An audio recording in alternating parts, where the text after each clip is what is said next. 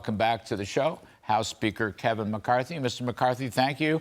What can you tell us, Speaker? Can you give us an update on this whole story, please? Well, we are in the room right now negotiating. I think things are going a little better. But you know the challenge here. Democrats continue to want to spend more. But what's so interesting, if you just take the numbers, we have the highest percentage, and you just use GDP, a highest percentage of revenue ever coming into the coffers of government. Normally on a 50-year average, we get 17%. We're about at 20%. And it's only been 2 times in our modern history has that ever happened, 1944 and 2000. This is where the problem lies. But we are spending more money than we have ever spent. Normally in a 50-year average, we spend around 21%. When the Democrats took the majority, they expanded that to 24.8% of your GDP. And think about this. We are at our highest percent ever of in debt. I always love to tell it's just like a family having a credit card. They charged it up, and year after year, they just kept raising the limit until they owed more money on the credit card than they make in an entire year, because our debt is larger than our entire economy by an extra 20%. So I don't think I'm asking the impossible. Let's spend less in the coming year than we spent this year. Let's pull back money that is wasted, like COVID. Let's rescind other programs that we can go through. Let's put in work requirements that help people get back to work, help our supply chain, and it actually supports Medicare and Social Security. Let's cut the red tape by getting some permitting reform, but let's also do other things in this process. And I believe that is a reasonable position to have. And if President Biden wants the authority to borrow more money, we need an agreement worthy of the American people. Mr. Speaker, I heard the session last night went for quite some time, almost all night, and there was some progress made. Can you report anything on that? Look, the only progress that's really been the stumbling block is spending. The Democrats they kept wanting to spend. When they really thought they made a concession, they wanted to spend $30 billion more than they spent this year. I've been very clear. I will not put a bill on the floor that spends more money next year than this year. And I will not put a bill on the floor that doesn't save people money, like COVID, or you got some work requirements. It's very clear. We are at this breaking point. The Democrats haven't passed anything. The president keeps telling, well, there's nothing in here for the Democrats to vote. But you know what? There's a lot in here for America to be stronger, less dependent on China, be energy independent. I'm looking at things that we can do. If we start the payment program back for student loans, that's $4 billion a month that gets added. That helps us. We got a case in the Supreme Court that could show the president has went beyond his authority there, win that case, but people should pay what they said they would pay. Are the student loan business, is that still on the table? A provision to have the ability to start it back up. Because look, we've got the case before the Supreme Court. They'll make the decision. But if we don't have something in there about starting it back up, the president can still delay it. I think that protects us with whatever the courts decide. And people now could start paying. It would bring in $4 billion a month. Do the Democrats, let me come back to the spending issue, which I understand is the heart of it. I mean, it's just the heart of it. That's why we have high inflation and the big threat of recession. The Democrats oppose caps. They oppose caps, but I believe at the end of the day, I put in the provision to try to get 10 years of caps. We know that's very beneficial. And remember, Joe Manchin thought of this, increasing government by 1%. Let the economy grow faster. Government doesn't need to be growing faster because, as you know, and your smart audience knows, that creates inflation. So we're going to have caps in this provision.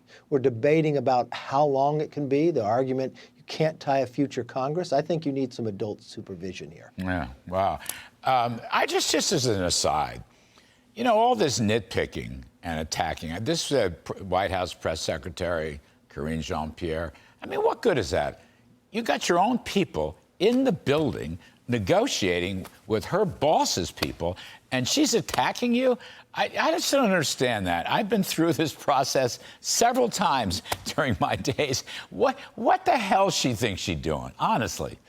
I don't think that's helpful, but I will tell you this.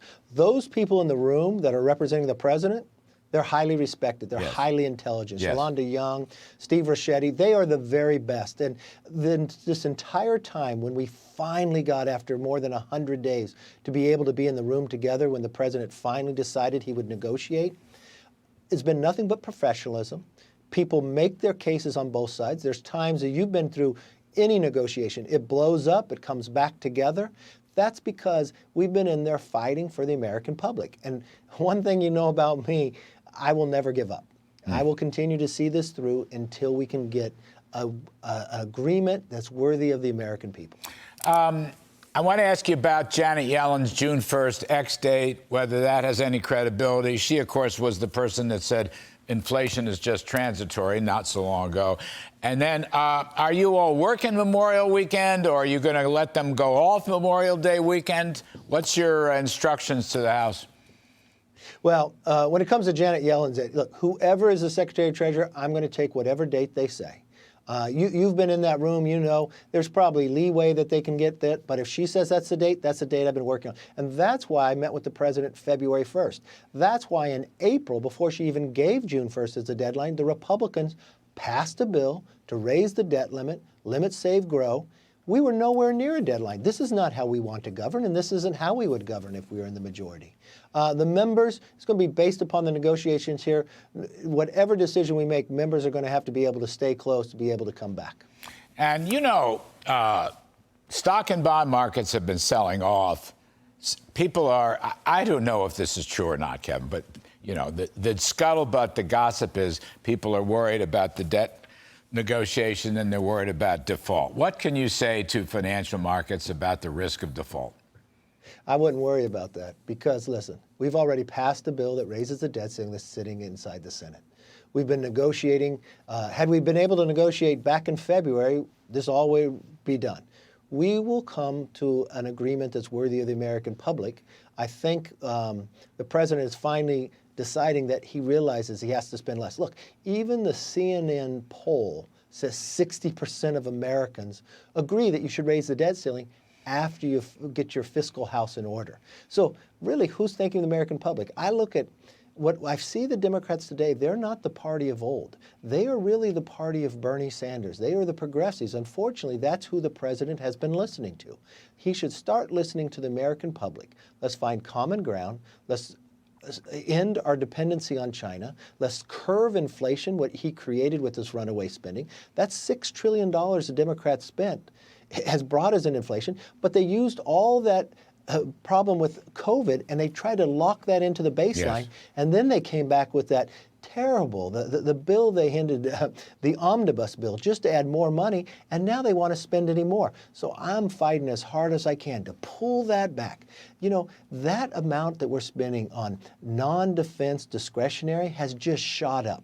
That is primed to be able to find savings and get us back to the 2022 level, which I believe we can do. But you can reassure people, I think, the Treasury will always have cash flow. Yes. To cover the interest expense on the debt. I mean, isn't that fundamental to this? Markets shouldn't overreact to this. The market should not react at all because they've got cash flow coming in every day. They can pay their debt. And you know what happens if you carry this out a couple more days after January 1st? They get another big payment in June 15th, and then it could go on much further.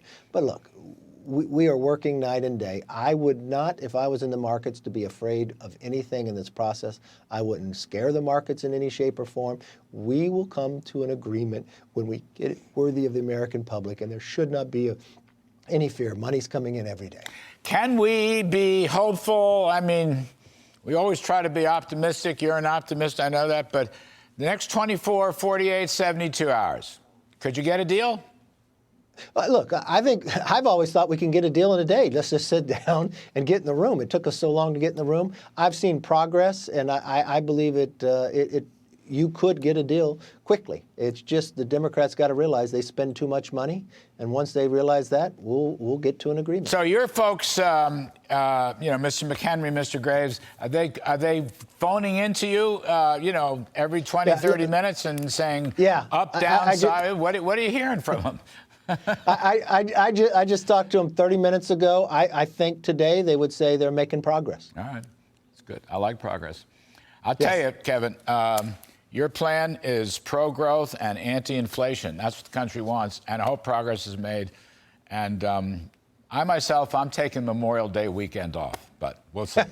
Look, I just follow the Larry Kudlow plan. How do we make America stronger, make our economy stronger, and make government not wasteful? Yes, sir. God bless. Kevin McCarthy, Speaker of the House. We appreciate your time very much, Kevin.